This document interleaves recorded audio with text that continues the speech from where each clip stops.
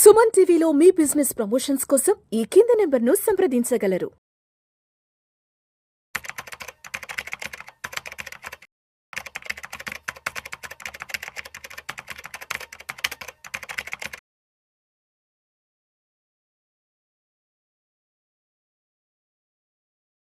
Sir Chakradhar గారు నమస్తే sir. నమస్తే అండి. Welcome to Vishnu talk Chakradhar గారు. థ్యాంక్స్ అండి. సో చక్రధర్ గారు ఒక 5-6 years back mutual fund investments కి ఎంత పెద్ద ఎలివేషన్ వచ్చిందో చూసాము. అంటే అవి ఎంత ఫ్లరిష్ అయ్యో. అండ్ రీసెంట్ టైంలో లాస్ట్ ఒక 3-4 years నుంచి కూడా పిఎంఎస్ కూడా మంచి ఎలివేషన్ అవుతుంది, బాగా ఎలివేట్ అవుతుంది. చాలా మంది పిఎంఎస్ గురించి కూడా సజెస్ట్ చేస్తున్నారు, మాట్లాడుతున్నారు. బట్ కొంతమంది ఏం చెప్తున్నారంటే పిఎంఎస్ లో హై రిస్క్ ఉంటుంది, పిఎంఎస్ అనేది అందరికీ సజెస్టబుల్ కాదు అని చెప్తున్నారు. కాబట్టి సో దీంట్లో ఉన్న రిస్క్ ఏంటి, మనం అర్థం చేసుకోవాల్సిన రిస్క్ ఏంటి, ఇది ఎవరికి సరిపోతుంది అంటారు, అంటే ఇది ఎవరికి సజెస్ట్ చేయొచ్చు అంటారు ఎస్పెషల్లీ పిఎంఎస్ అనేది? చాలా మంచి క్వశ్చన్ అడిగారండి. మధ్య కొంతమంది చెప్తున్నారు నాకు కూడా, క్లయింట్స్ కలిసినప్పుడు, సార్ కొంచెం హై రిస్క్ అంటున్నారు ఇన్వెస్ట్మెంట్, నిజమైన ఏంటి? మీకు మంచి ఎగ్జాంపుల్ చెప్తాను. ఇప్పుడు ఒక ఇంటర్నేషనల్ స్కూల్ దగ్గరికి వెళ్ళారు మీరు. ఇంటర్నేషనల్ స్కూల్ అనగానే మీకు తెలుసు లక్షల్లో ఫీజు ఉంటుంది. Even first class second class కూడా 3 lakhs చార్జ్ చేస్తారు. అయితే ఒక 2వ తరగతికి వెళ్ళాలని మీరు ఒక క్వశ్చన్ అడిగారు. బాబు నేను 7th table తో వచ్చా, 7th table అంటే మీకు తెలుసు కదా, సో నేను 7 7s are ఎంత అన్నారు. అతను కొంచెం కన్ఫ్యూజ్ అయిపోయాడు. 7 7s are 45 అని చెప్పాడు. 7 7s are 49, అతను 45 చెప్పాడు. వెంటనే మీరేమనుకుంటారు, అరే ఏంటి స్కూలు ఇంత లక్షలు పెట్టి నేను ఫీజు కట్టాను, వీడికి అనవసరంగా ఫీజు కట్టాను, అసలు ఈ స్కూల్ ఏం బాగాలేదు, ఈ స్కూల్లో చదవకూడదు, పిల్లలకి సెకండ్ వాళ్ళ క్లాస్ వాళ్ళకి టైం కూడా సరిగ్గా నేర్పించట్లేదు అని మీకు థాట్ వచ్చేస్తుంది ఆటోమేటిక్ గా. మనం బ్లేమ్ పిల్లల్ని చేయం, స్కూలింగ్ చేస్తాం. సో సాధారణంగా బయట మార్కెట్ లో కూడా జరుగుతుంది ఇదేనండి. యాక్చువల్గా పిఎంఎస్ లో 4 రకాలు ఉంటాయి. ఒక పిఎంఎస్ ఏమో మొమెంటం పిఎంఎస్ అంటారు. ఈ ఒక్క మొమెంటం పిఎంఎస్ లోనే హై రిస్క్ ఉంటుంది. మీకు మంచి ఎగ్జాంపుల్ చెప్తా. బాంబేలో ఒక ఇన్వెస్టర్ ఈ మొమెంటం పిఎంఎస్ లో 40 కోట్లు పెట్టాడు. 40 కోట్లు పెట్టిన 40 కోట్లు చూస్తుండగా జుమ్మని 70 కోట్లకి వెళ్ళింది. 40 కోట్లు 70 కోట్లు వెళ్ళింది. ఆ 70 కోట్లకి వెళ్ళిన పిఎంఎస్ మొమెంటం పిఎంఎస్ మార్కెట్ పడితే మళ్ళీ 65 lakhs వచ్చేసింది, 65 కోట్లకు వచ్చింది. సో ఆ 65 కోట్ల నుంచి మళ్ళీ 90 కోట్లకి వెళ్ళింది. సో ఈ మొమెంటం పిఎంఎస్ అలాగే ఉంటుందండి. 40 కోట్ల నుంచి 70 కోట్లు, 70 కోట్ల నుంచి 60 కోట్లు, 60 కోట్ల నుంచి 90 కోట్లు కొడితే పైకి వెళ్తే అలా వెళ్తుంది, పడ్డా అలాగే వెళ్తుంది. సో ఈ ఒక్క మొమెంటం పిఎంఎస్ లోనే ఇంత హై రిస్క్ ఉంటుందండి. కానీ కొన్ని స్టాండర్డ్ పిఎంఎస్లు ఉంటాయి, అందులో అంత రిస్క్ ఉండదు. కొన్ని మోడరేట్ పిఎంఎస్లు ఉంటాయి, అందులో కూడా పెద్ద రిస్క్ ఉండదు, అవి కూడా మోడరేట్ రిస్కే ఉంటాయి. కొన్ని బ్లూ చిప్ పిఎంఎస్లు ఉంటాయండి, అసలు అంత రిస్కే ఉండదు. సో కాబట్టి మన ఇందాక అనుకున్నట్టు ఒక స్కూల్లో ఒక పిల్లలు ఒక క్వశ్చన్ అడిగి ఆ తపాసులు ఇస్తే ఆ స్కూల్ బ్లేమ్ అలా చేయకూడదు.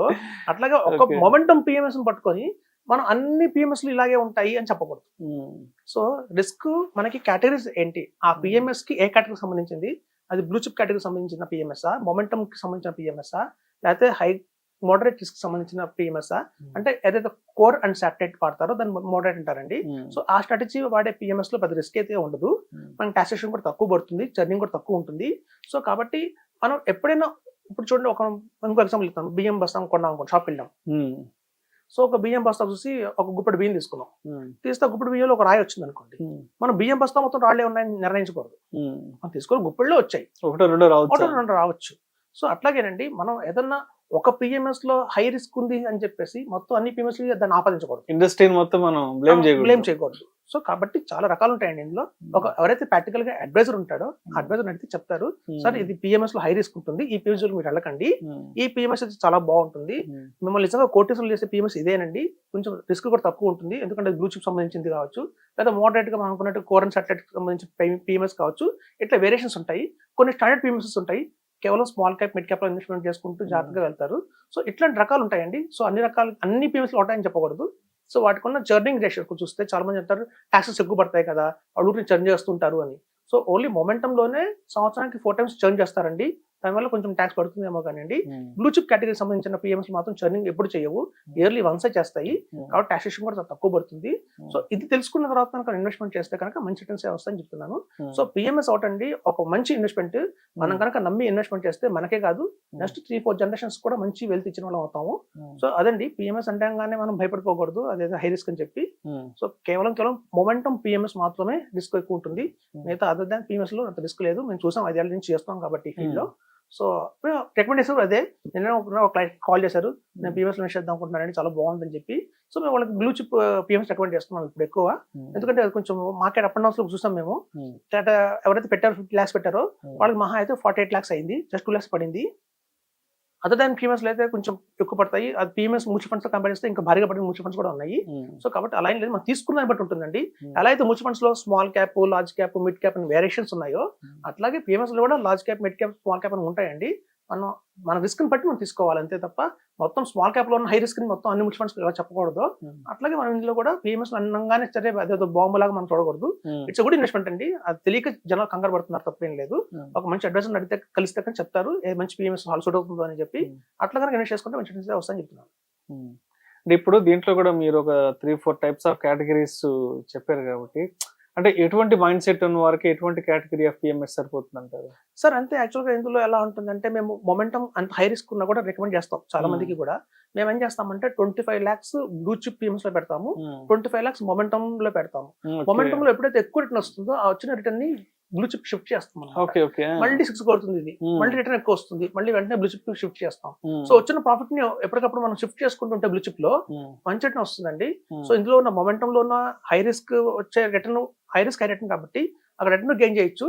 మనం అప్పటికప్పుడు బ్లూ చిప్ లో దాన్ని షిఫ్ట్ చేస్తున్నాం కాబట్టి ఆ ప్రిన్సిపల్ ని, ఆ వచ్చే ప్రాఫిట్ ని మనం ప్రిజర్వ్ చేసుకున్న వాళ్ళం అవుతాము. సో ఇట్లాంటి స్ట్రాటజీస్ వాడాలండి, బ్లైండ్ గా ఇన్వెస్ట్ చేయకుండా. ఒక మంచి అడ్వైజర్ కలిసి చెప్తారు. సో ఇట్లా మనం కనుక కాంబినేషన్ లో వెళ్తే కనుక మంచి రిటర్న్స్ వస్తాయి. జనరల్ గా మంచి ప్రాక్టీస్ ఏంటంటే, గత 5 సంవత్సరాలుగా నా దగ్గర ఇన్వెస్టర్స్ ఉన్నారు పిఎంఎస్ లో, వాళ్ళకి ఆల్రెడీ 1 crore 2 crores వచ్చాయి. అప్పుడు వచ్చినప్పుడు ఆ 1 crore నుంచి తీసి మళ్ళీ వేరే పిఎంఎస్ లో పెట్టిస్తాం మేము. అట్లా 2 పిఎంఎస్ లో పెడితే కనుక ఒక హై రిటర్న్, హై రిస్క్ ఉన్న పిఎంఎస్, ఒక కన్జర్వేటివ్ పిఎంఎస్, ఒక మోడరేట్ పిఎంఎస్, ఇట్లా మూడిట్లో కనుక మేము రాబోయే రోజుల్లో వాళ్ళ చేత ఇన్వెస్ట్మెంట్ చేయిస్తే పర్లేదండి, తిరుగుండదు వాళ్ళ పోర్ట్ఫోలియోకి, ఎక్సలెంట్ గా ఉంటుంది. మ్యూచువల్ ఫండ్స్ కంటే కూడా ఎక్కువ రిటర్న్స్ వస్తాయి లాంగ్ రన్ లో. సో కాబట్టి మన రూపీ వాల్యూ పడిపోతుంది, చూస్తున్న రోజు రూపీ వాల్యూ పడిపోతుంది. సో ఇట్లా క్రమంగా మనకు రాబోయే రోజుల్లో రూపీ వాల్యూ పడిపోతుంది. కాబట్టి మీరు అంత క్రోర్స్ బిల్డ్ చేసుకుంటే మనకు అంత లాభం ఉంటుంది. సో కాబట్టి చెప్తున్నది అదే, స్ట్రాంగ్ గా హై రిటర్న్స్ రావాలి, ఒక మంచి వెల్త్ క్రియేట్ చేయాలంటే మాత్రం PMS is the right option అని చెప్తున్నారు. Right. Thank you sir, thank you so much Chakradhar గారు. థ్యాంక్స్.